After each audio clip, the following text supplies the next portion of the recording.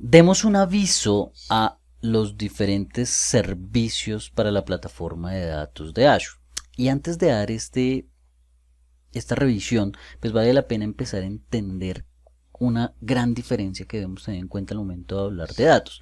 Resulta que hay tres tipos generales y tres tipos grandes de datos, y Microsoft Azure está en la capacidad de proporcionar tecnologías de plataforma de datos para poder cumplir con las necesidades dependiendo cada una de estas estructuras.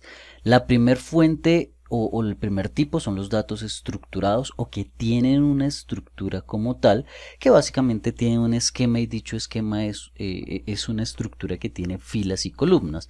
Típicamente son bases de datos, pueden ser archivos de Excel que tengan tablas diseñadas internamente, bases de datos relacionales, bases de datos como bodegas de datos. Todo esto se considera una base de datos estructurada. Los datos semiestructurados, digamos que en sí no encajan como tal en un formato de tablas, filas o columnas, sino que quizás este semiestructurado pues sea información que se pueda organizar en tags, en llaves, en etiquetas, y que se pueda tener una jerarquía de los datos como tal. Y por último están los datos no estructurados. Cuando hablamos de datos no estructurados, ya estamos hablando de datos que definitivamente no tienen ningún tipo de estructura.